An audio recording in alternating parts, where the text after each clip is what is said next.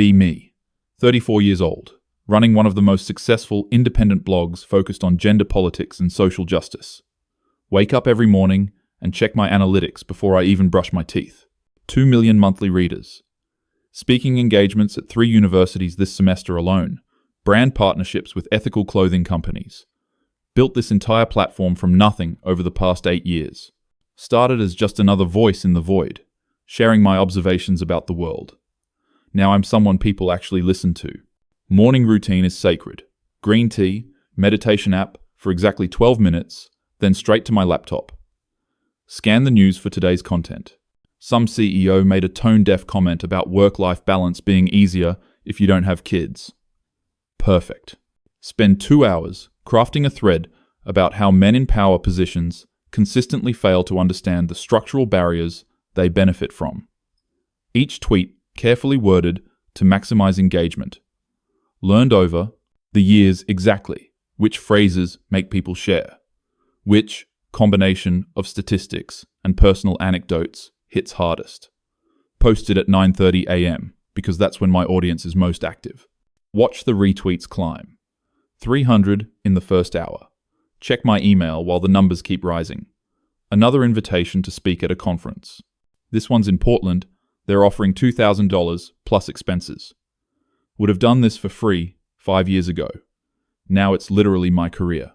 Remember when my mum asked when I was going to get a real job? Showed her my tax returns last year and she went quiet. Vindication tastes sweet.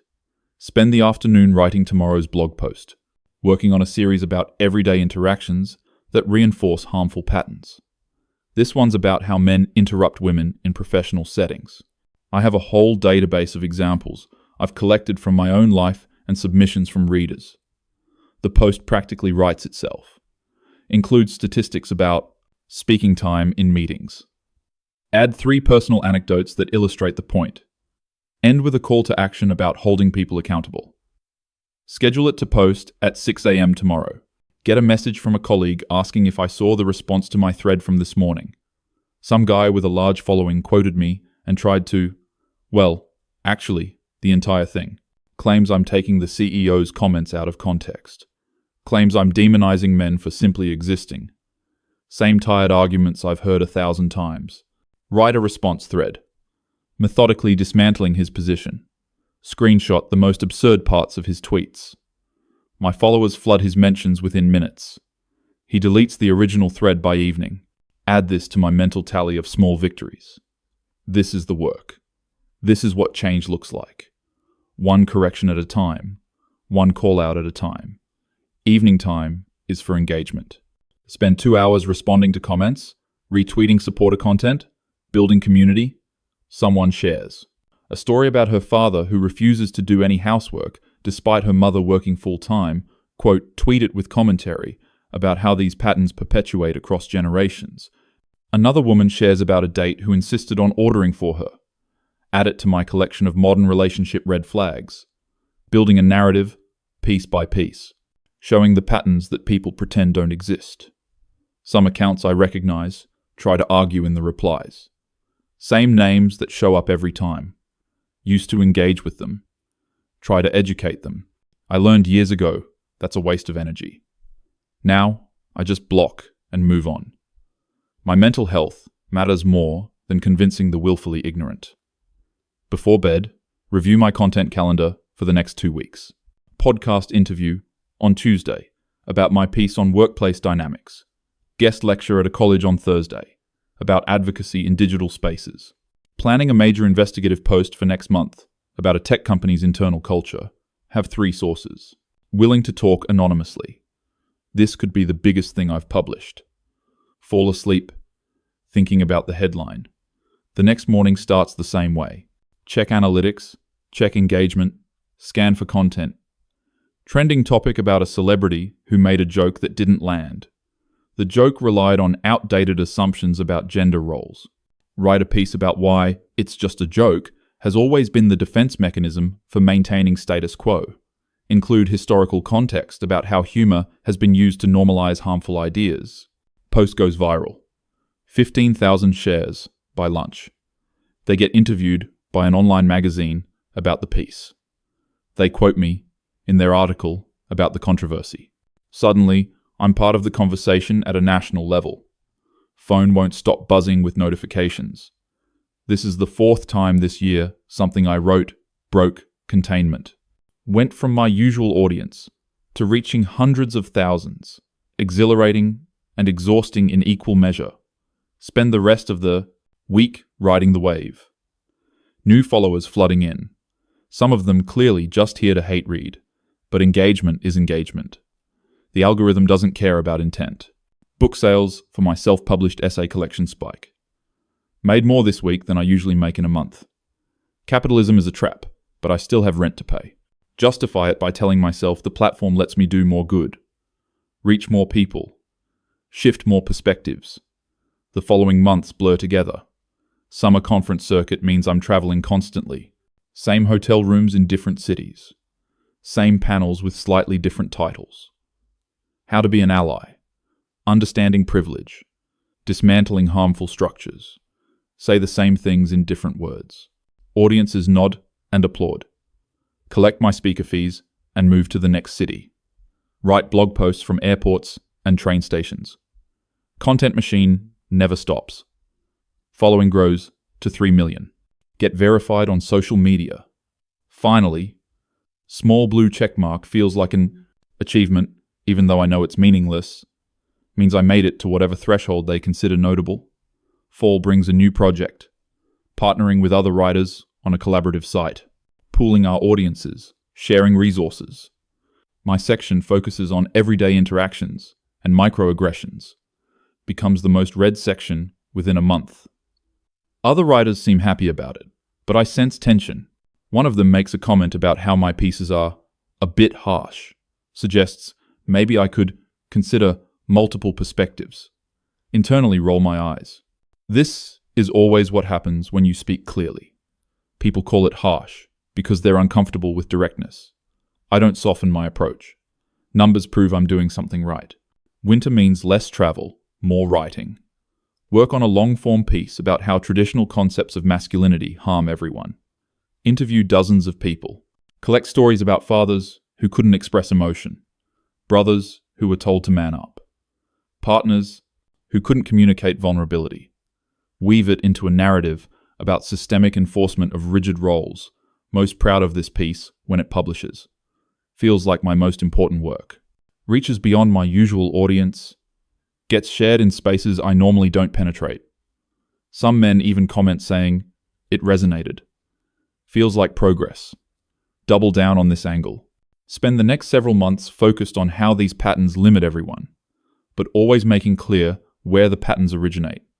Always pointing to the root structure. Always naming who benefits from the status quo. Get pushback from people saying, "I'm being reductive." Ignore it. Complexity is often just an excuse for inaction. Year 6 of doing this work. Podcast launches. Weekly episodes. Interview format mixed with solo commentary. Becomes another platform. Another avenue. Same messages in a different medium. Listeners send in their experiences. Read them on air with my analysis. Create this communal space for processing. Feels powerful. Get an email from a man who says, "My work ruined his relationship." His partner started listening to my podcast and realized she'd been accepting unacceptable behavior. She left him. He blames me. Wants me to know I'm destroying families. Delete it, but it sits in my mind for days. Tell myself that if the relationship couldn't survive basic examination, it deserved to end. Tell myself I'm helping people find their voices. Tell myself the anger directed at me is just proof I'm threatening the right people. Mostly believe it. Year 7. Invited to speak at an event alongside people I've admired for years. Activists who have been doing this work since before I knew the language for it. Imposter syndrome hits hard the night before. What if I'm just a blogger who got lucky? What if my analysis is shallow? What if I've been performing radicalism without understanding it? Give the speech anyway. Talk about accountability and patterns and structural change. Audience responds. Enthusiastically. Sell out of books at my table afterward. Woman in her 50s tells me I'm saying what she's thought for decades. Tells me I'm giving voice to experiences she thought were just hers. Remember why I do this. Keep going. Notice something shifting around month 8 of year 7. Harder to find fresh angles. Feel like I'm repeating myself. Audience doesn't seem to notice or care. They want the reinforcement. Want their perspectives validated. Want someone to articulate their frustrations. I'm happy to provide it. But privately, starting to feel hollow. Like I'm running on autopilot. Push the feeling down. Productivity doesn't leave room for doubt. Year 8 starts with a controversy. Old post of mine gets recirculated. One where I was particularly pointed about how men socialized in traditional masculinity are fundamentally unsafe. Wrote it after a bad breakup. Published it in anger. Stands out now as harsher than my usual work.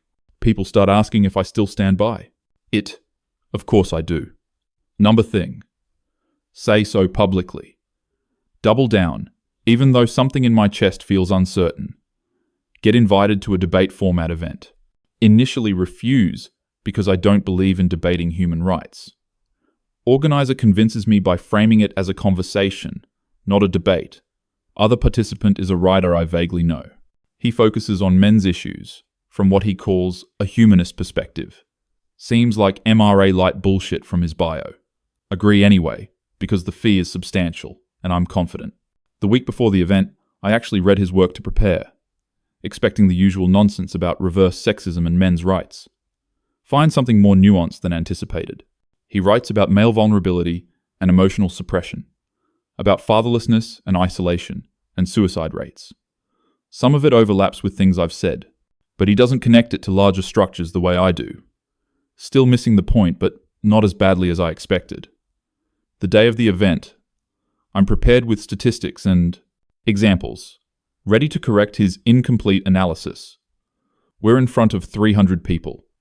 Format is, each of us speaks for 15 minutes, then moderated discussion. He goes first. Talks about his own father, who worked himself to death, trying to provide, never learned to express love, except through sacrifice, who died of a heart attack at 53. Talks about his brother who struggled with depression and isolation. Bought into the idea that men don't ask for help.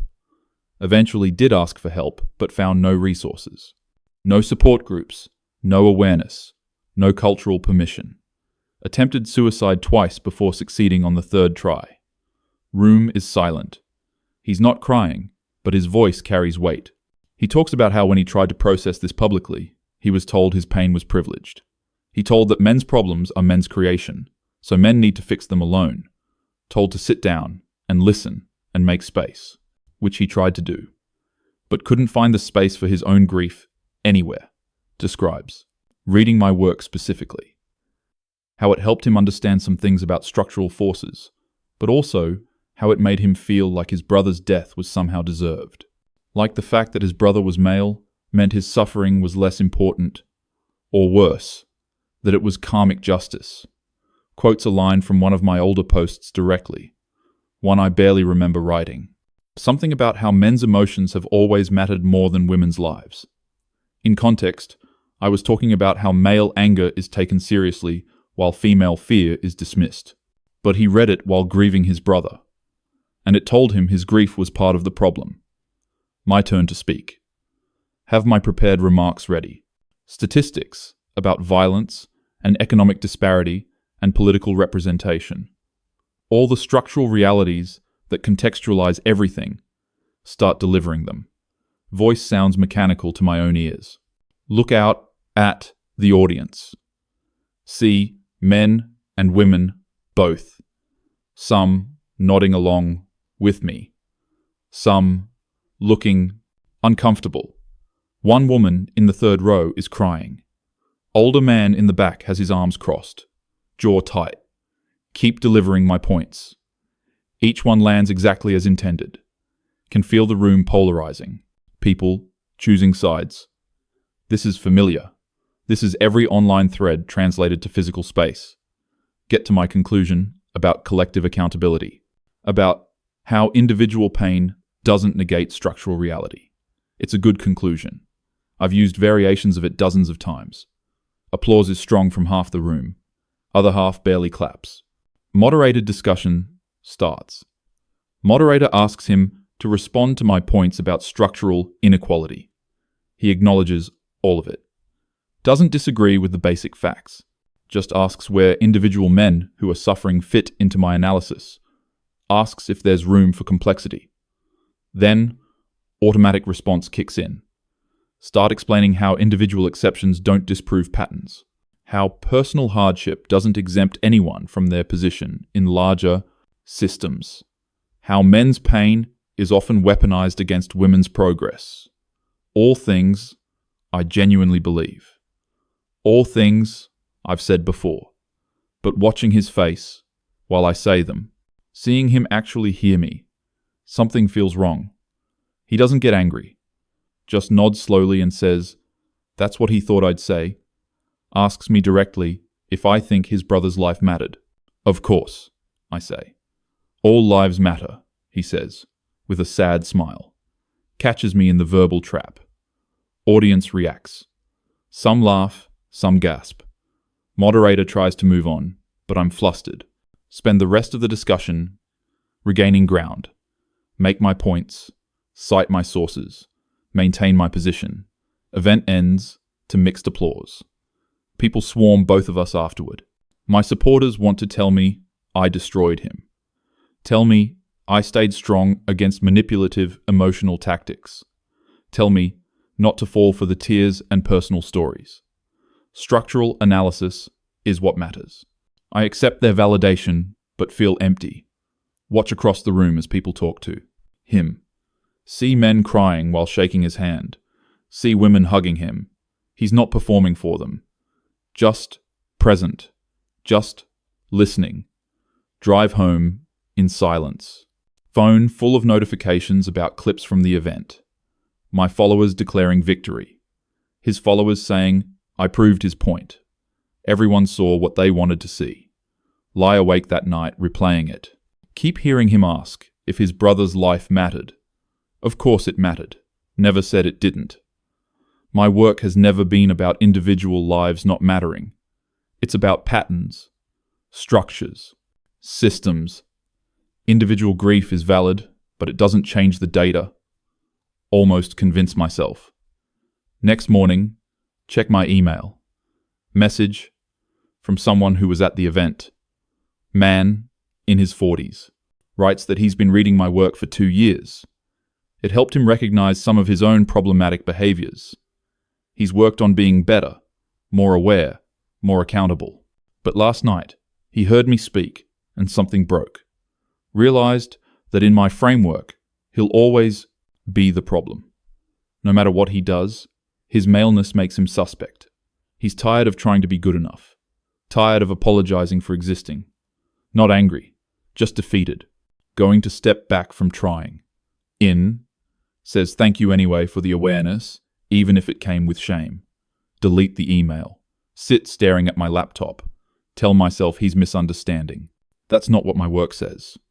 I've always acknowledged good men exist. Always said this isn't about individual men. Go back through my archives to find examples. Search for posts where I made that distinction clear. Find some. But also find so many where the language is broad. Where men do this and men are that could absolutely be read as all men. Where my anger, justified or not, painted with wide brushes. Tell myself context matters. Tell myself anyone reading in good faith understands. But what about people reading in grief, in confusion, in genuine desire to understand? Spend the day distracted. Supposed to write a new post. Can't. Focus. Keep thinking about that man's brother. About my own brother, actually. He haven't thought about him in years in this context. He's one of the good ones, I've always told myself. But what does that mean? Good compared to what? Good despite being male. Good as an exception. Call him for the first time in months, just to talk. He's surprised, but happy to hear from me. Asks about my work. I deflect. Ask about his life instead. He talks about his job, his partner, his friends. Mentions struggling with anxiety. Says he finally started therapy. Took him years to go, because he felt like he should be able to handle it alone. He felt weak for needing help. I ask why he felt that way. He laughs. Says, you know, the usual guy stuff. Not allowed to have feelings. Supposed to be strong. All that. Asks if I remember Dad. Of course, I remember Dad. He was terrible at emotions, my brother says. Loved us, but had no idea how to show it, except by working constantly. Came from his dad, apparently. Same. Pattern. My brother is trying to break it. Trying to be different. It's hard, though, because there's no model. And when he looks for resources, or community, it's either toxic masculine stuff about being alpha, or spaces where he feels like he's inherently the villain. He says this casually, not accusatory. Doesn't know the second category describes my work. Or maybe he does, and he's being kind. We talk for an hour. After hanging up, I sit in silence. My brother is a good person, genuinely kind, working on himself, trying to break cycles, and he feels like there's nowhere for him. Try to write that night.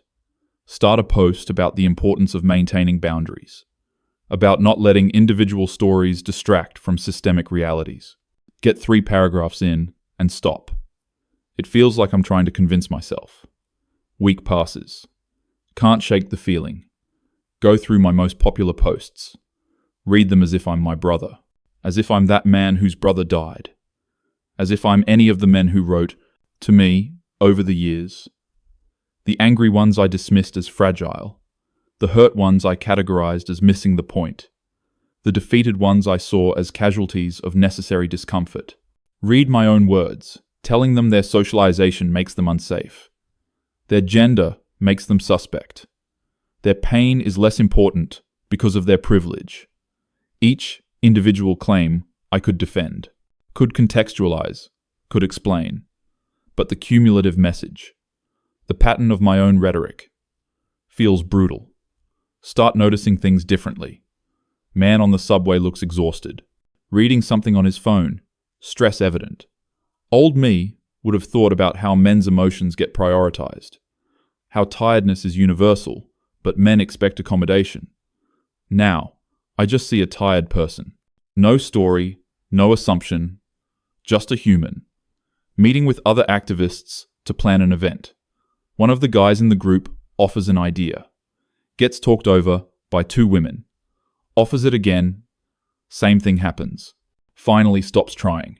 Looks familiar. It's what I've described happening to women 1,000 times. Pointed out. Say we should hear his idea. Someone jokes that he doesn't need me to defend him. The patriarchy does that already. Everyone laughs. He laughs too, but leaves the meeting early. His idea never gets heard. Month passes. Still writing, still posting. But everything feels different. Second-guessing every sentence. Seeing complexity where I used to see clarity. My engagement starts dropping. People notice the shift in tone. Comments asking if I'm okay. Some accusing me of softening. Of being influenced by male tears. Of losing my edge. Try to course correct. Write something with the old fire. Piece about accountability and calling out harm. Feels performative. Post it anyway. Comments are enthusiastic. This is the content we need. Don't let them silence you. Stay strong. Feel like a fraud. Get contacted by a journalist working on a story about online activism. Wants to interview me about building a platform. About sustaining advocacy work. Agree, because it's good publicity. Interview happens over video call. She asks standard questions about my origin story. What radicalized me? What keeps me going? Answer on autopilot. Then she asks if I ever worry about the impact of public callouts. Whether shaming is an effective tool for change. Freeze. Hear myself saying all the right things. About how comfort is the enemy of growth. How people who cause harm need to be held accountable. How silence is complicity. She's nodding and typing. But I'm listening to myself and hearing something else. Hearing years of justified anger. Years of valid frustration turned into a weapon, used broadly, used constantly, used against people who maybe didn't deserve it. Interview ends. Sit staring at the screen after she's gone. Open my blog dashboard. 8 years of posts. Hundreds of thousands of words. How many of them were precise and necessary? How many were just anger looking for a target? Spend hours reading? Randomly. Find good work. Thoughtful analysis. Important points. Necessary conversations. But also find cruelty. Find assumptions. Find lack of charity. Find exactly what I've always criticized, just aimed in a different direction. One post about a news story. Man falsely accused of harassment. Accusation later recanted. My take at the time was that false accusations are statistically rare, so this doesn't change anything, which is true. But I didn't say anything about him, about that specific person whose life was damaged. Just used his story as a data point. Another post about a study on workplace behavior. Used it to make claims about male entitlement. Comments full of men trying to explain their own experiences. I dismissed all of them. Told them their individual experiences don't disprove data, which is true. But I was doing the same thing, using data to dismiss individual experiences, just when it suited my narrative. Feel sick. Physically sick. What have I been doing? Who have I been hurting? Told myself it was necessary. Told myself it was justice. Told myself the targets were structures, not people. But structures are made of people. And people were reading my words. People were being shaped by them. And that man who emailed saying he's giving up trying. How many others like him? Quietly reading. Quietly internalizing. Quietly learning that they're fundamentally broken. That their efforts will never be enough. That their gender makes them suspect. Think about the event again. The man talking about his brother. How my work made him feel. His grief was invalid. Never meant that. Never wanted that. But intent doesn't erase impact. Taught that principle to my audience 1,000 times. When does it apply to me? Don't sleep that night or the next. Keep thinking in circles. Try to find the flaw in my reasoning. Try to get back to the certainty. Can't find it. The foundation cracked, and now I can't unsee it. Week later, force myself to write. Need to process this. Somehow. Start a post trying to articulate the nuance. How structural critique is valid, but individual application is complex. How patterns are real, but people are more than patterns. Read it back, and it sounds like apologism.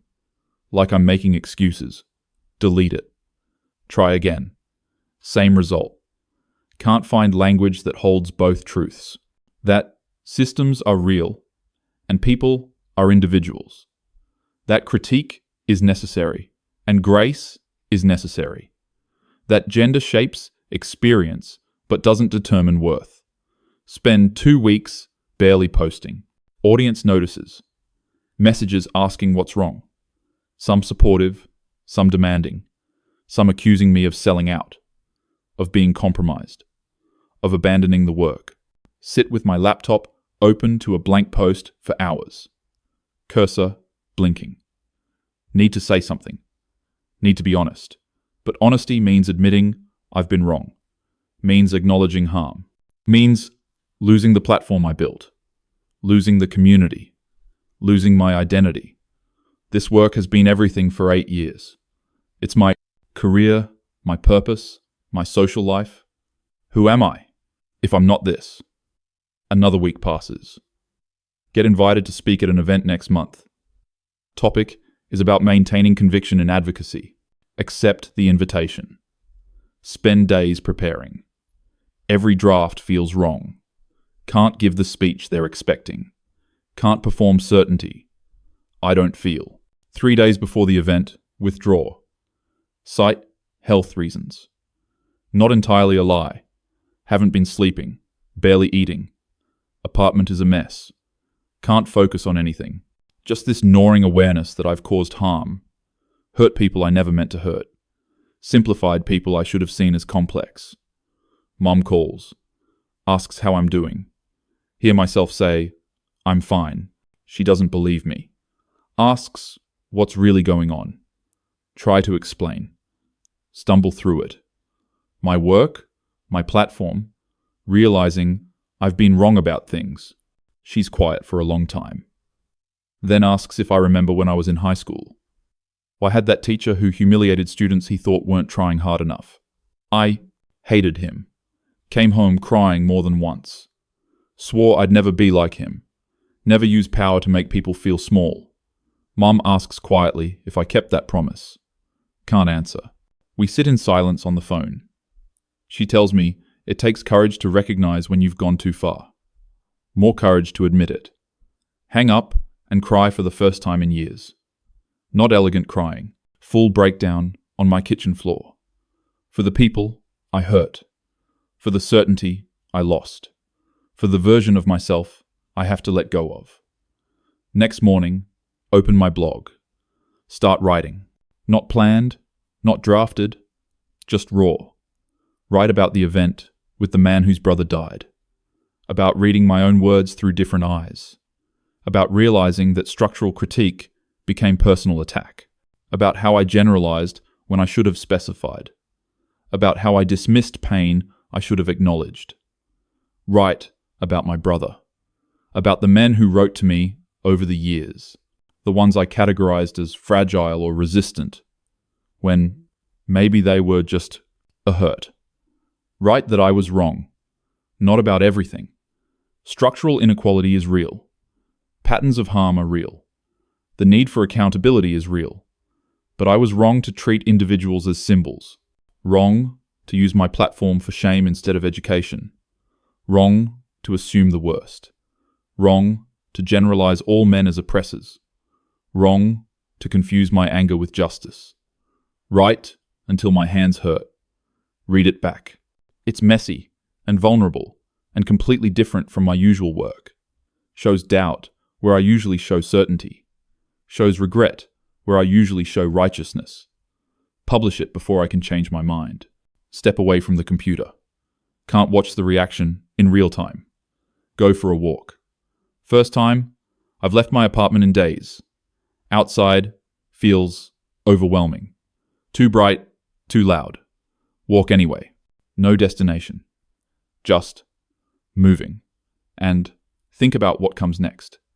If this ends my career. If my audience abandons me. If I lose everything I built. Realize I don't know who I am without this. Spent 8 years being the person who had answers, who called out harm, who stood firm. What's left when that's gone? Walk for hours. Eventually go home. Laptop still open to the post. Hundreds of comments already. Don't read them. Close the laptop.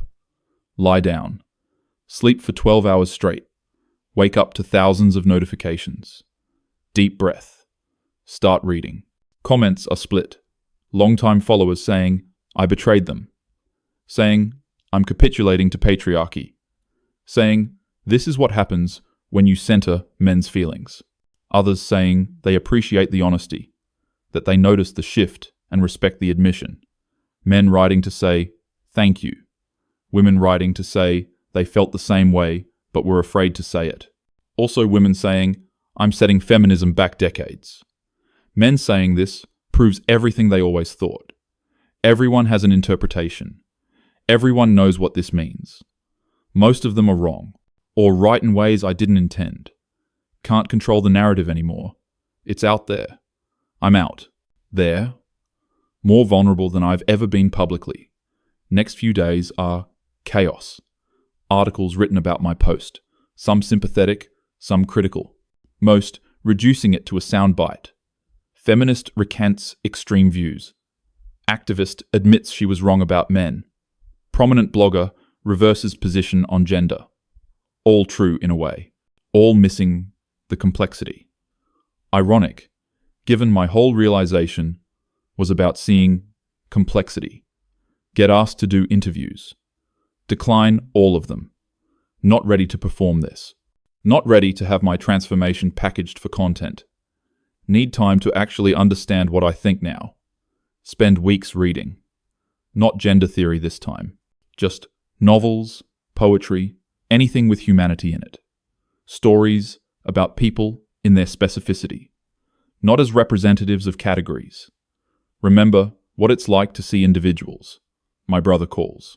Says he read my post. Asks if I'm okay. Tell him honestly that I don't know. He tells me about his therapist, how one thing they work on is holding multiple truths.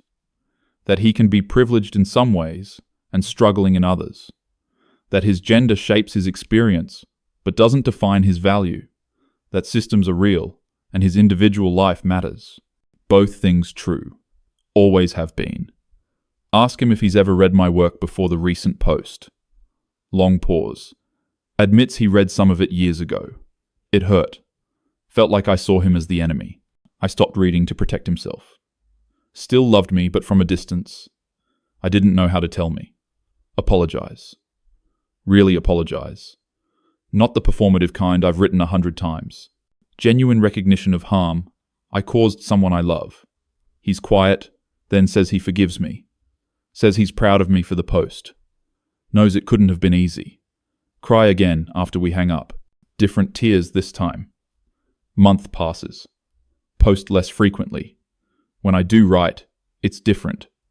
More questions. Fewer declarations. More nuance. Less certainty. Engagement drops. Lose about 30% of my followers. The ones who wanted the old content. The ones who needed the enemy clearly defined. Surprising numbers stay though. Some say they appreciate the evolution. Say they were feeling similarly but couldn't articulate it. Build a different kind of community. Smaller but more thoughtful. Get an email from the man who spoke at that event. The one whose brother died. Says he read my post. Thanked me for it. Says it doesn't fix everything, but it matters. Offers to talk sometime if I want. Not as opponents, but as people trying to figure this out. Except, we have a video call. Awkward at first, but end up talking for 2 hours. About grief and anger and the stories we tell. About how pain makes us simplify. Makes us look for someone to blame. Makes us tribal. Both of us did it in different directions. Both of us hurt people. Both of us trying to do better. End the call feeling less alone. Keep writing. Keep evolving. Keep sitting with discomfort. 3 months after the post, do my first interview. Small podcast, friendly, host. Talk about the journey, about recognizing harm, about the difference between structural analysis and individual judgment, about learning to hold complexity. It's not a clean narrative, no dramatic conversion moment, just slow, painful realization. Host asks if I regret my previous work. Think about it carefully. Some of it, yes. The cruelty, the generalizations, the lack of grace. But some of it was necessary. Naming patterns is important. Holding systems accountable matters. I just lost the balance. Let anger become identity. Let righteousness become weapon. Say all this on the podcast. It airs and gets shared widely, more than my recent posts have been. People hungry for this conversation, apparently. Hungry for someone to model uncertainty, to show evolution, or maybe just hungry for drama. Hard to tell sometimes. 6 months later, working on a book, not a manifesto this time, more like collected essays, holding the tension between structural reality and individual humanity, between necessary critique and necessary grace, between anger and empathy. Don't know if anyone will publish it, don't know if anyone will read it, write it anyway. Need to process this for myself. Need to document the journey. Need to offer something better than what I built before. Think about that woman at my speech who told me I was giving voice to her experiences. I hope she's okay. I hope my evolution doesn't feel like betrayal, but also can't live for her approval anymore. Can't live for anyone's approval. Have to figure out what I actually believe. stripped of performance, stripped of platform. Just me and the questions. Year after the post, analytics show I'm back to about half my peak audience. Different demographic though. Less ideological warriors. More people genuinely wrestling with questions. Engagement is deeper, even if it's less viral. Conversations, instead of battles. Okay with this. Better than okay. This is what I needed. What the work needed. Get a message from. Someone who read my old work and it changed her life. Helped her leave an abusive relationship and gave her language for her experience. She's concerned. My new position means I'm saying abuse isn't real, that I'm backing down from protecting women. Write back carefully. Explain that recognizing individual men's humanity doesn't erase violence against women, that holding complexity doesn't mean abandoning protection, that I can acknowledge I overgeneralized without reversing entirely. She seems satisfied, but I sit with the exchange for days. This is the tightrope now, honoring past truth while acknowledging past harm. Neither erasing what I got right nor defending what I got wrong. Exhausting, necessary. Some days want to give up. Delete everything, start over with a new name, write about gardening or travel or anything but this. But that feels like abandonment, like causing harm then running from accountability. So, I stay. Keep writing. Keep evolving. Keep sitting with the discomfort of being publicly wrong. Of changing my mind where everyone can see. Year and a half later, invited back to the university where I spoke before. Different event. Different topic. Evolving perspectives in activism. Accept nervously. Prepare for weeks. Speech is about intellectual humility. About the dangers of certainty. About how the same tools that fight oppression can become oppressive.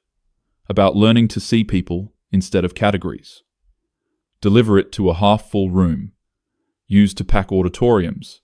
Now it's maybe 100 people. Most of them students. Question period is intense. One student asks if I'm saying feminism is wrong. Explain carefully that I'm saying I did feminism wrong. That critique, without humanity, is just cruelty.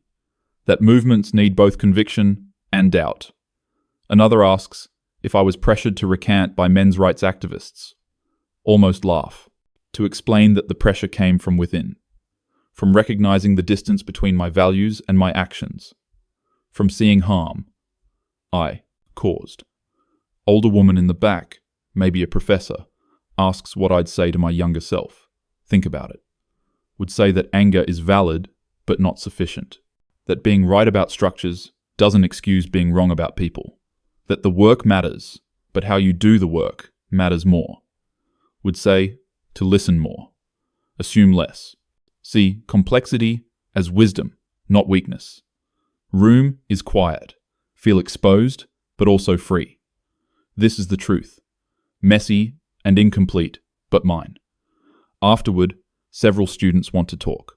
One of them, young man, maybe 20, says his older sister used to read my blog religiously. Quotes my stuff all the time about toxic masculinity. Made him feel broken, like something was fundamentally wrong with him for being male. I started to believe it. Got depressed, isolated, and then read my recent work. Helped him see he's not inherently damaged. That he can work on harmful patterns without accepting that he's harmful. Starting to rebuild. Wanted to say thank you in person. Hug him before I can think about it. Feel him crying against my shoulder. 20 years old and carrying this weight. Weight I helped put there. Tell him I'm sorry. So sorry. He says it's okay. I say it's not, but I'm trying to do better. He nods and leaves. Sit in the empty auditorium after everyone's gone. Think about all the young men who read my work over the years. The ones who internalized it. Who tried to be better but felt like they could never be good enough. The damage I did in the name of justice. Cry again. Seems like I'm always crying now. Maybe that's appropriate. Maybe that's what I needed. To feel, instead of just analyze. to hurt for the hurt I caused, to carry the weight, drive home in the dark. Past construction workers finishing a late shift, group of men in hard hats, exhausted. Old me would have had thoughts about labor and gender, about who does dangerous work and why, about structural patterns, all still true. But tonight, I just see tired people, people with lives and families, and struggles I know nothing about. People who are more than symbols, more than data points, just people, same as everyone, same as me. Get home and open my laptop, read a submission in my inbox. Woman writing about her son. He's 15, struggling. Found my old blog posts, and they confirmed his worst fears about himself, that he's inherently toxic, that masculinity is poison, that he should suppress who he is. She's watched him withdraw, stop engaging, go quiet. She's scared, begging me to write something for boys like him, something that acknowledges their humanity. Write back immediately. Tell her, I'll try. Spend the next week working on a post, writing to that 15-year-old boy, to my brother, to the man whose brother died. To every person I flattened into a category. Write about how patterns are real, but people are individuals. How working on harmful behaviors doesn't mean you're inherently harmful. How masculinity itself isn't toxic, even though some expressions of it are. How being male doesn't make you an oppressor. How you can acknowledge your privilege without accepting guilt for existing. Edit it dozens of times, trying to get the balance right. Honoring structural reality while seeing individual humanity. Publish it on a Saturday morning, titled, To the Boys and Men I Failed to See. Step away from the computer. Go for a walk. Don't check responses for hours. When I finally do, it's overwhelming. Thousands of comments.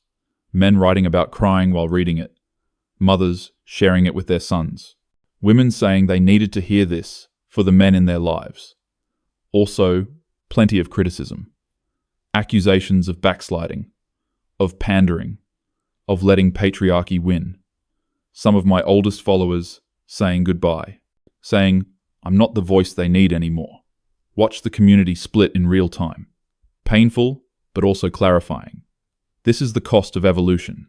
This is what growth looks like. Losing people who need you to stay the same. Next few months, settle into a new rhythm.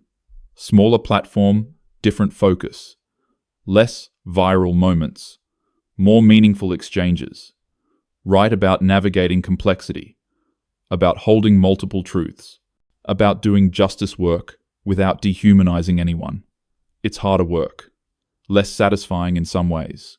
No clear enemies, no simple answers, but feels truer. Feels like actual progress instead of performance. Quote, get contacted by someone wanting to do a long-form profile about my transformation. Initially refuse. I don't want to be a cautionary tale. Don't want this reduced to a narrative arc. They persist. As promised to handle it with nuance. Eventually, agree. Interview process takes weeks. Digging into my history, my evolution, my current thinking. Hard to revisit. Hard to see the progression laid out. Article comes out, titled The Unraveling, How One Feminist Blogger Learned to Question Certainty, Mostly Fair, captures the complexity. Includes criticism from former followers. Includes gratitude from people who felt harmed by my old work. Includes my own ongoing uncertainty.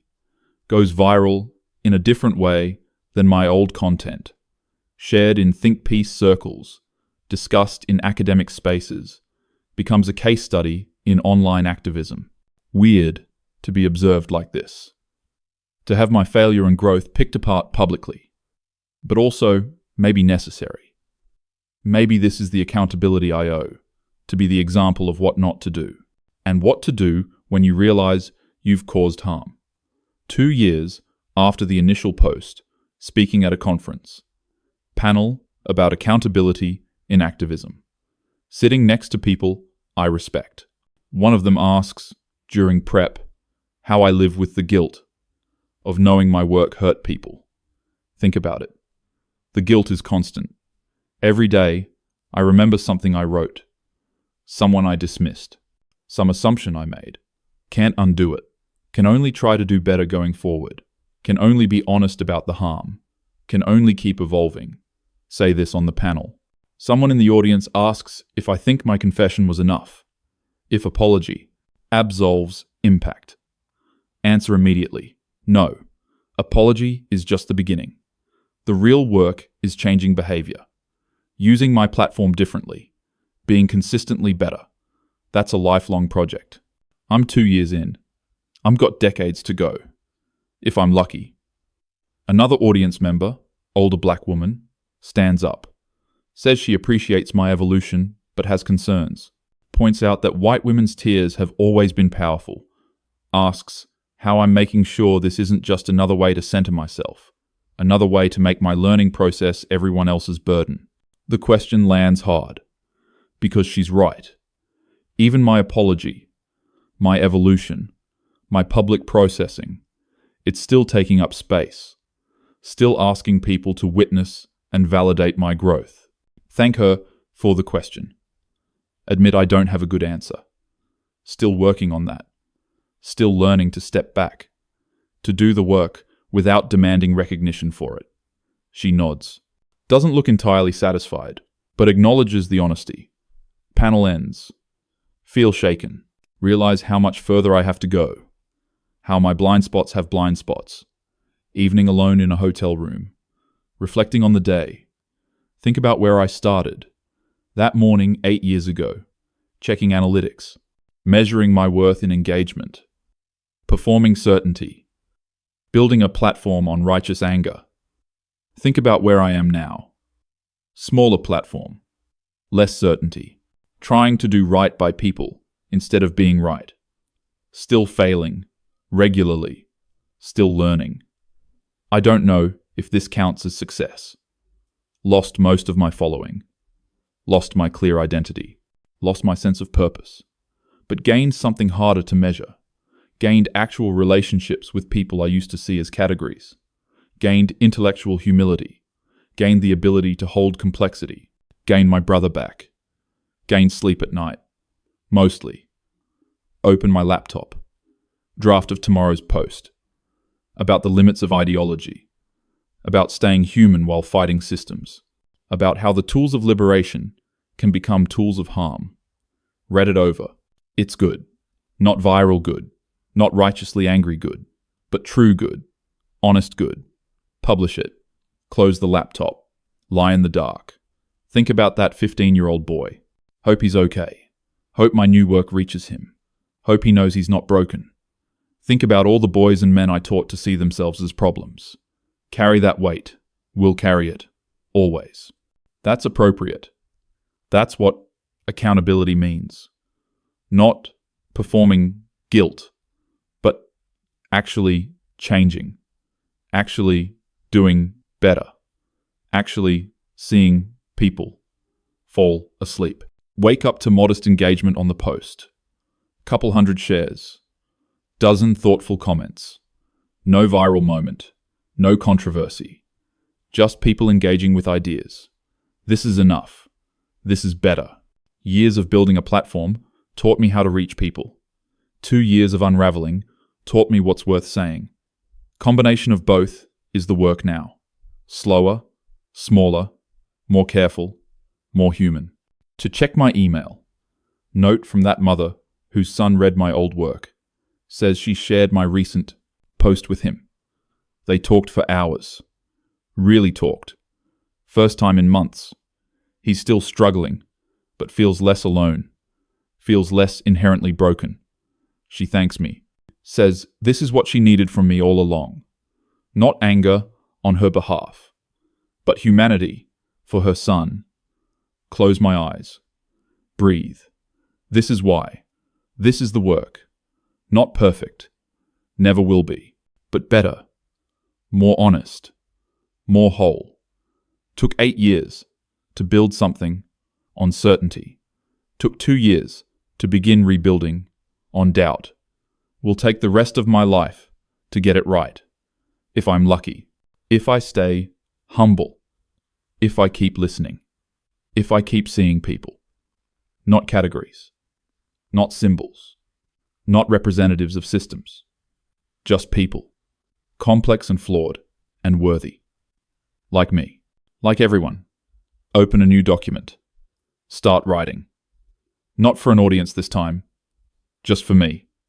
Processing, learning, growing. The cursor blinks. I begin.